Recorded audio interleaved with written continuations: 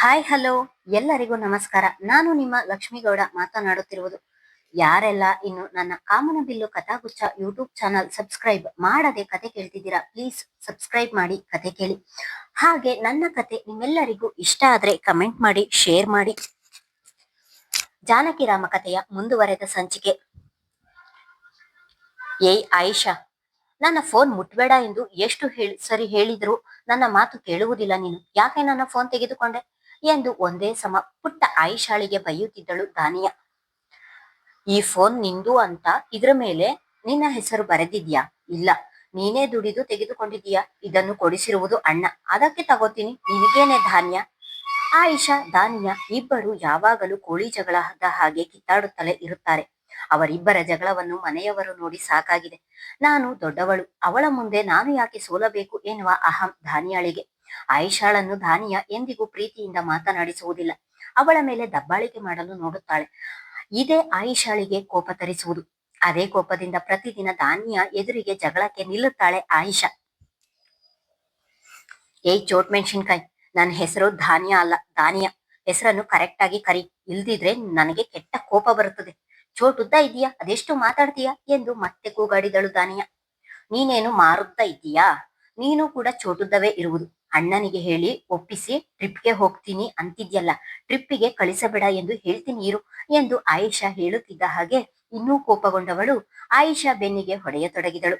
ದಾನಿಯಾ ಹೊಡೆಯುತ್ತಿದ್ದ ಹಾಗೆ ಆಯಿಷಾ ಜೋರಾಗಿ ಅಳಲು ಶುರು ಮಾಡಿದಳು. ಆಯಿಷಾ ಅಳುವುದನ್ನು ಕೇಳಿದ ಫಾತಿಮಾ ಅವರು ಅಲ್ಲಿಗೆ ಬಂದವರು. ದಾನಿಯಾ, ಅವಳು ಇನ್ನೂ ಚಿಕ್ಕವಳು, ಅವಳಿಗೆ ಏನೂ ತಿಳಿಯುವುದಿಲ್ಲ. ದೊಡ್ಡವಳಾದ ನೀನು ಅವಳ ಸರಿಸಮಕ್ಕೆ ಜಗಳಕ್ಕೆ ನಿಲ್ತೀಯಲ್ಲ, ಬುದ್ಧಿ ಬೇಡವಾ ನಿನಗೆ ಎಂದು ತನ್ನ ಮಗಳಾದ ದಾನಿಯಾಗಿ ಗದರಿದರು. ಮಾಮ್, ನೀವೆಲ್ಲ ಅವಳಿಗೆ ಸಪೋರ್ಟ್ ಮಾಡಿ ಮಾಡಿ ಅವಳು ಇಷ್ಟೊಂದು ಮಾತು ಕಲಿತಿದ್ದಾಳೆ. ನೋಡಲು ಮಾತ್ರ ಚಿಕ್ಕವಳು, ಮಾತು ಮಾತ್ರ ಎಷ್ಟು ದೊಡ್ಡ ದೊಡ್ಡ ಮಾತಾಡ್ತಾಳೆ ಗೊತ್ತಾ ಎಂದು ಕೋಪದಲ್ಲಿ ಹೇಳಿದಳು. ಇಲ್ಲ ದೊಡ್ಡಮ್ಮ, ಫೋನ್ ತೆಗೆದುಕೊಂಡೆ ಎಂದು ಈ ಧಾನ್ಯನೇ ಮೊದಲು ನನಗೆ ಬೈದಿದ್ದು ಎಂದು ಅಳುತ್ತಾ ಹೇಳಿದಳು ಪುಟ್ಟ ಆಯಿಷಾ. ಆಯಿಷಾ, ನೀನ್ ಯಾಕೆ ಅವಳ ಫೋನ್ ಮುಟ್ಟುತ್ತೀಯ? ನನ್ನ ಫೋನ್ ಇರುತ್ತೆ, ನಿಮ್ಮಮ್ಮನ ಫೋನ್ ಇರುತ್ತೆ, ಹಾಗಿರುವಾಗ ನೀನು ಯಾಕೆ ಅವಳ ಫೋನ್ ತೆಗೆದುಕೊಳ್ಳುತ್ತೀಯ ಎಂದರೆ, ದೊಡ್ಡಮ್ಮ, ಅದರಲ್ಲಿ ಒಳ್ಳೊಳ್ಳೆ ಗೇಮ್ಸ್ ಇದೆ, ಅದಕ್ಕೆ ಆಡಲು ತೆಗೆದುಕೊಂಡೆ ಎಂದು ಮುಖ ಊದಿಸಿತು. ನೀನು ಇನ್ನೊಮ್ಮೆ ಅವಳ ಫೋನ್ ಮುಟ್ಟಬೇಡ, ಮಹಾನ್ ಅಣ್ಣನಿಗೆ ಹೇಳಿ ನಿನಗೆ ಗೇಮ್ ಫೋನ್ ಕೊಡಿಸುತ್ತೇನೆ ಎಂದು ಫಾತಿಮಾ ಹೇಳುತ್ತಿದ್ದ ಹಾಗೆ, ದೊಡ್ಡಮ್ಮ, ನಿಜವಾಗಿಯೂ ನನಗೆ ಗೇಮ್ ಫೋನ್ ಕೊಡಿಸುತ್ತೀರಾ ಎಂದು ಕಣ್ಣರಳಿಸಿದಳು. ಹೌದು, ಕೊಡಿಸುತ್ತೇನೆ ಎಂದರು. ಅವರ ಮಾತನ್ನು ಕೇಳಿದ ದಾನಿಯಾ ಅಸಾಧ್ಯ ಕೋಪ ಮಾಡಿಕೊಂಡವಳು. ಇವಳಿಗಾದ್ರೆ ಕೇಳಿದ್ದನ್ನೆಲ್ಲ ಕೊಡಿಸಿ ತಲೆಯ ಮೇಲೆ ಹೊತ್ತು ಮೆರೆಸುತ್ತೀರಾ?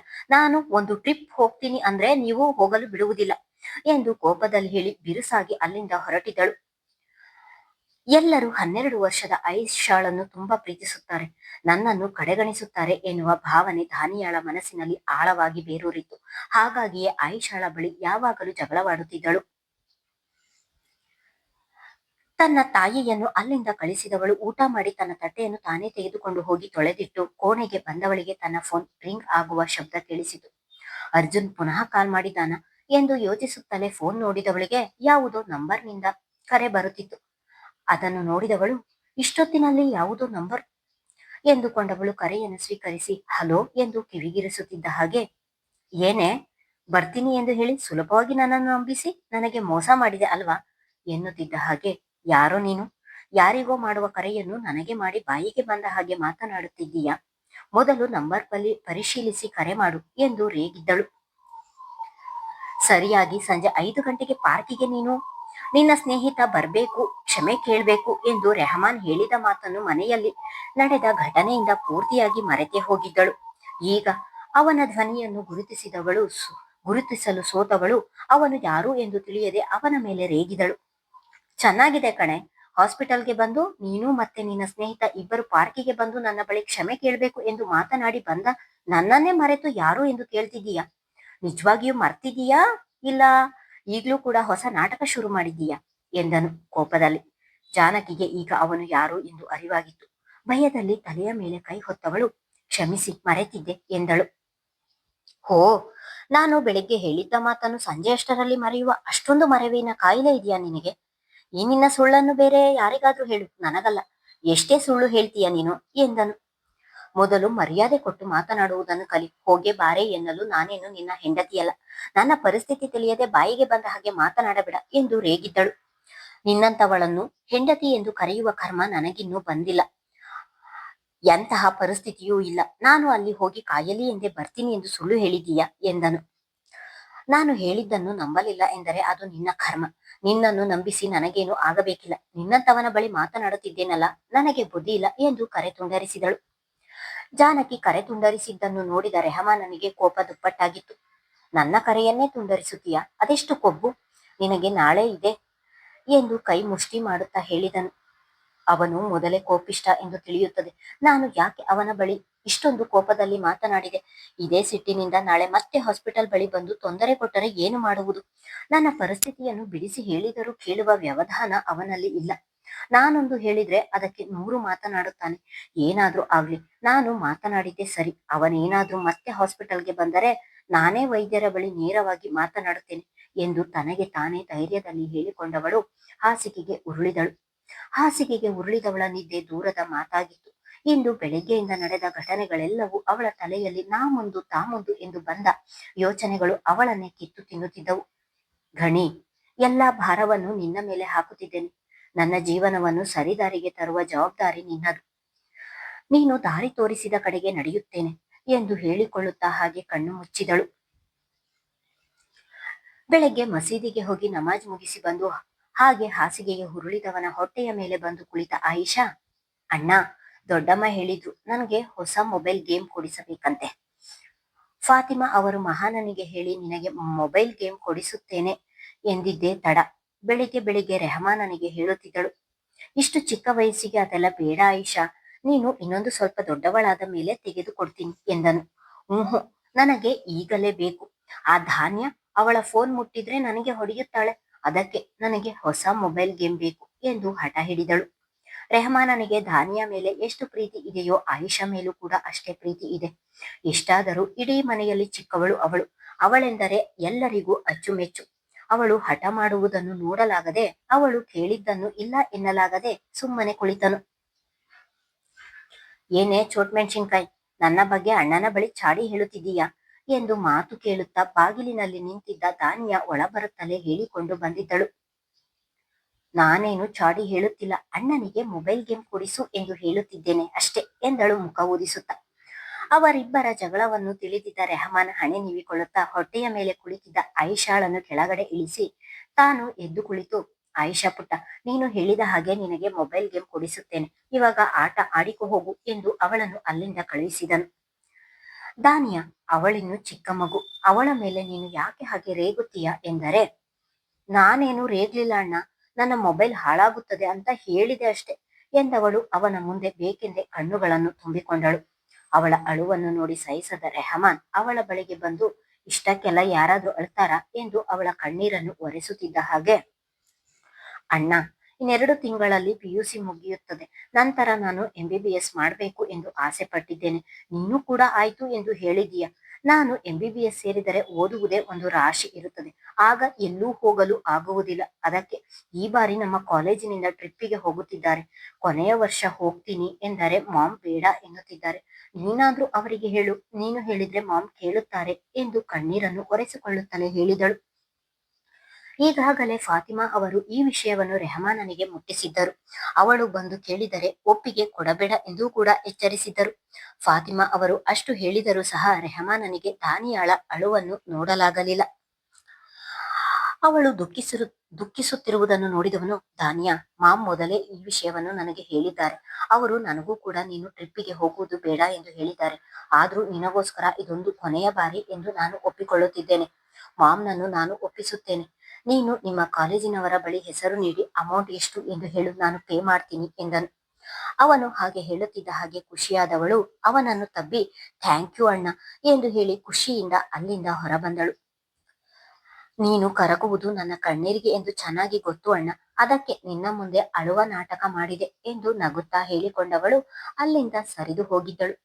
ಇಂದು ಸಣ್ಣ ಪುಟ್ಟದ್ದಕ್ಕೆ ನಾಟಕ ಮಾಡಿ ತನ್ನ ಅಣ್ಣನನ್ನು ಕರಗಿಸುವವಳು ಮುಂದೆ ಅತಿ ದೊಡ್ಡ ನಾಟಕ ಆಡಿ ಇನ್ನೊಂದು ಜೀವಕ್ಕೆ ನೋವು ನೀಡುತ್ತಾಳೆ ಎನ್ನುವುದು ಯಾರಿಗೂ ತಿಳಿದಿಲ್ಲ.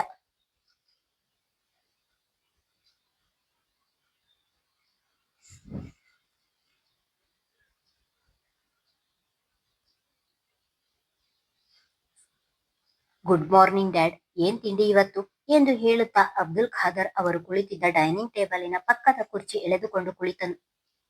ಇವತ್ತು ನಿನಗೆ ಇಷ್ಟವಾದ ವೆಜಿಟೇಬಲ್ ಪಲಾವ್ ಮಾಡಿದ್ದಾರೆ ಎಂದು ಹೇಳುತ್ತಲೇ ಅವನ ಕಡೆ ತಿರುಗಿ ತನ್ನ ತಟ್ಟೆಯಲ್ಲಿದ್ದ ಪಲಾವನ್ನು ತೆಗೆದು ರೆಹಮಾನನ ಬಾಯಿಗೆ ತುತ್ತಿಟ್ಟಿದ್ದರು.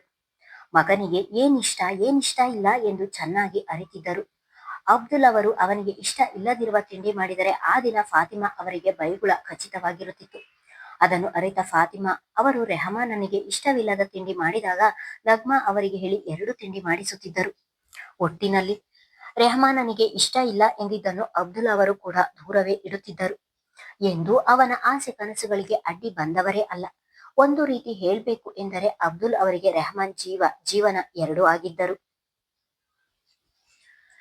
ಇಷ್ಟರವರೆಗೂ ನೋಡಿರದ ರೆಹಮಾನನ ಕೈಗೆ ಆಗಿದ್ದ ಬ್ಯಾಂಡೇಜ್ ನೋಡಿ, ಮಹಾನ್, ಏನಿದು, ಕೈಗೆ ಬ್ಯಾಂಡೇಜ್ ಹಾಕಿಕೊಂಡಿದ್ದೀಯಾ, ಏನು ಮಾಡಿಕೊಂಡೆ ಎಂದು ಆತಂಕದಿಂದ ಕೇಳಿದರು. ಮಗನಿಗೆ ಸ್ವಲ್ಪ ನೋವಾದರೂ ಸಹಿಸುವುದಿಲ್ಲ ಅವರ ಜೀವ. ಏನು ಆಗಿಲ್ಲ ಡ್ಯಾಡ್, ನಿನ್ನೆ ಅಡಿಕೆ ಒಲೆಯ ಬಳಿ ಬಿಸಿ ತಾಗಿ ಸ್ವಲ್ಪ ಸುಟ್ಟಿದೆ ಅಷ್ಟೇ, ನೀವೇನು ಗಾಬರಿಯಾಗಬೇಡಿ ಎಂದನು. ತಾನೇ ಮಾಡಿಕೊಂಡ ಗಾಯ ಅದು ಎಂದರೆ ಬಿಡುವರೆ, ಅದಕ್ಕೆ ಅಲ್ಲಿಗೆ ಒಂದು ಸುಳ್ಳು ಪೋಣಿಸಿದನು.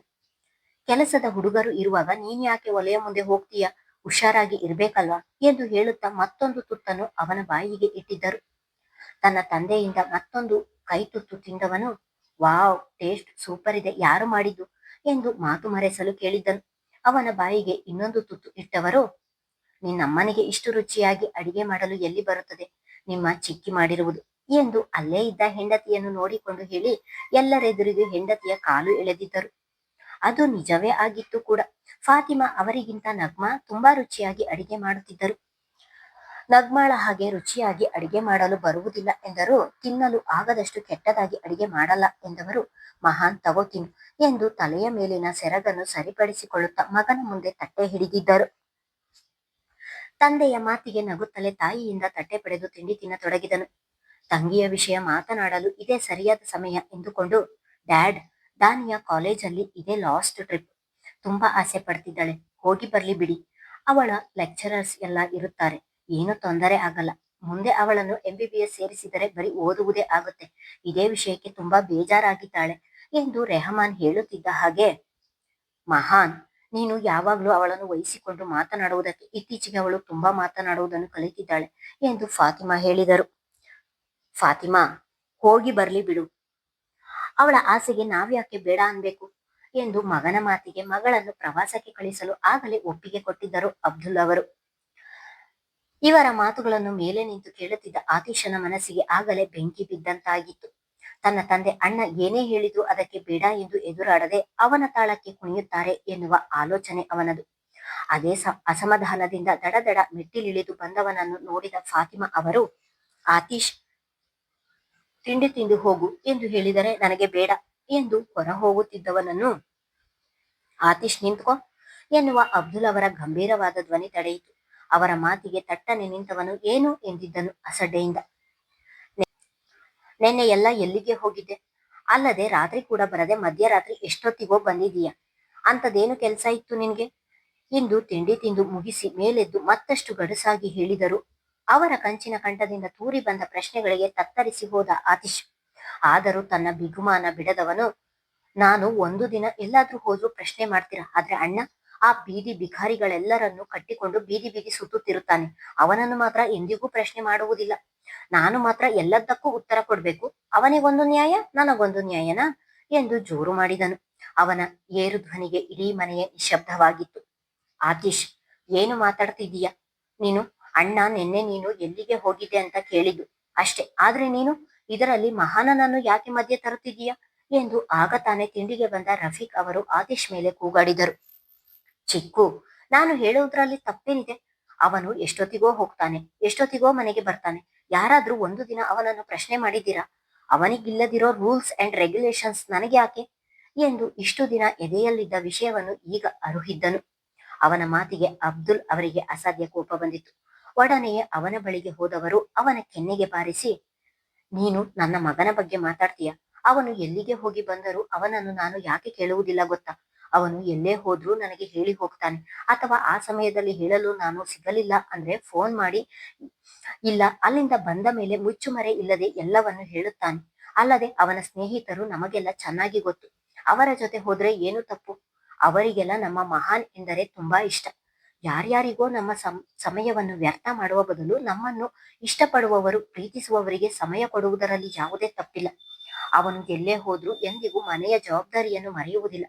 ರಾತ್ರಿ ಇಡೀ ರಂಗಣ್ಣನ ಜೊತೆ ಅಡಿಕೆ ಕಣದಲ್ಲಿ ಮಲಗಿ ಬೆಳಗ್ಗೆ ಬಂದಿದ್ದಾನೆ. ಅಂತವನ ಬಗ್ಗೆ ಮಾತನಾಡಿದ್ರೆ ಸುಮ್ಮನಿರುವುದಿಲ್ಲ. ಕಾಲೇಜು ಮುಗಿಸಿದಾಗಿನಿಂದಲೂ ರೈಸ್ ಮಿಲ್ ನೋಡಿಕೊಂಡು ಅದರ ಕಡೆ ಗಮನ ಕೊಡು ಎಂದು ಹೇಳಿದ್ರು ಒಂದು ದಿನವಾದ್ರೂ ಅಲ್ಲಿಗೆ ಹೋಗಿ ನೋಡಿದೀಯಾ? ಅದೂ ಇಲ್ಲ. ಎಲ್ಲಿಗೆ ಹೋಗ್ತೀಯಾ, ಏನು ಮಾಡ್ತೀಯಾ ಎಂದು ಯಾರಿಗೂ ಗೊತ್ತಿಲ್ಲ. ಹಾಗಿದ್ರು ನೀನೇ ಬಾಯಿ ಜೋರು ಮಾಡ್ತೀಯಾ? ಮನೆ ಪೂರ್ತಿ ಸೂಜಿ ಬಿದ್ದರೂ ಕೇಳಿಸುವಷ್ಟು ನಿಶ್ಶಬ್ದ ಅಲ್ಲಿ. ಅಬ್ದುಲ್ ಒಬ್ಬರ ಮಾತು ಬಿಟ್ಟರೆ ಇನ್ಯಾರೂ ತುಟಿ ಬಿಚ್ಚಲಿಲ್ಲ. ಯಾವಾಗಲೂ ಮಗನ ಪರವಹಿಸಿ ಮಾತನಾಡುತ್ತಿದ್ದ ಫಾತಿಮಾ ಅವರು ಕೂಡ ಗಂಡನ ಇಂದಿನ ಕೋಪವನ್ನು ನೋಡಿ ತುಟಿ ಬಿಚ್ಚದೆ ಹಾಗೆ ನಿಂತಿದ್ದರು.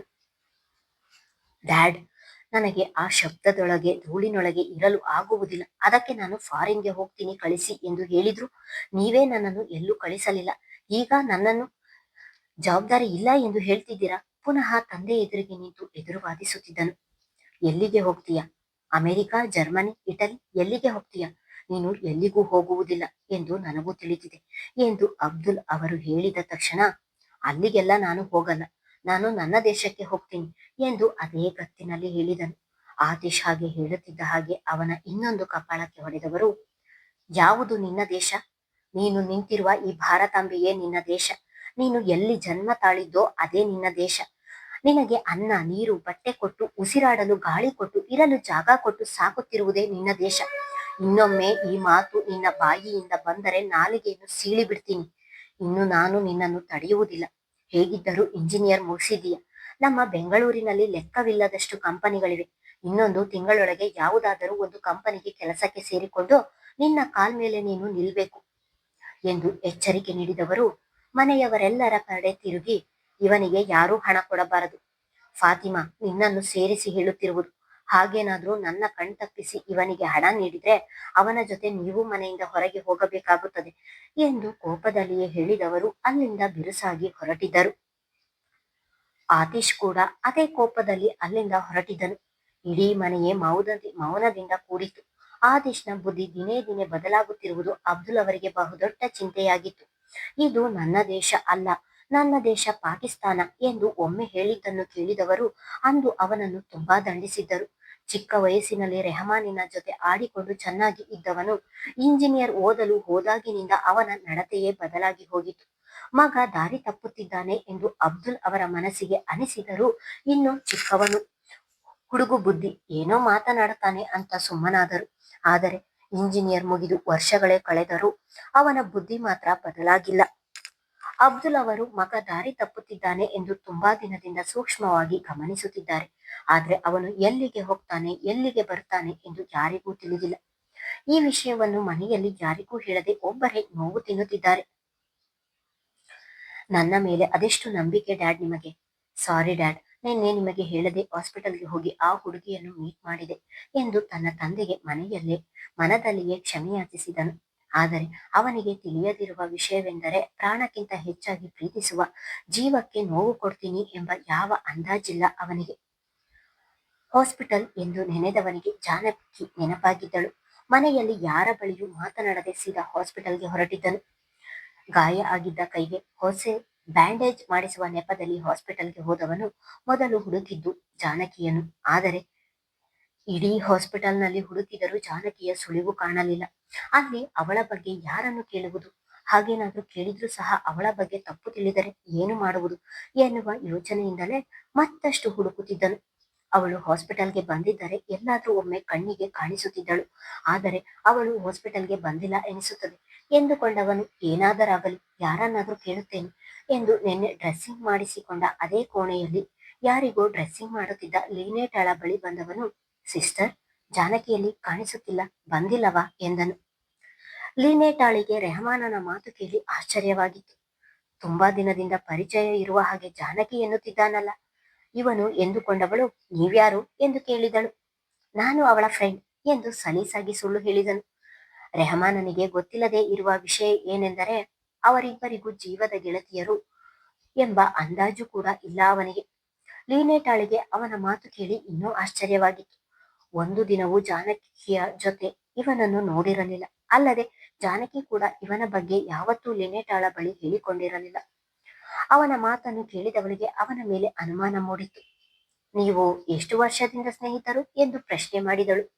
ತುಂಬಾ ವರ್ಷದಿಂದ ಸ್ನೇಹಿತರು, ಅದೆಲ್ಲ ನಿಮಗೇಕೆ, ಅವಳು ಎಲ್ಲಿ ಹೇಳಿ ಎಂದನು. ಅವನ ಮಾತಿಗೆ ಕೋಪ ಬಂದರೂ ಅದನ್ನು ನಿಗ್ರಹಿಸಿ, ನಿಮ್ಮ ಹೆಸರು ಏನ್ ಎಂದಳು. ಹೋ, ಒಂದು ಉತ್ತರ ಹೇಳಲು ಎಷ್ಟೆಲ್ಲ ಪ್ರಶ್ನೆ ಕೇಳ್ತೀರಾ. ನನ್ನ ಹೆಸರು ರೆಹಮಾನ್.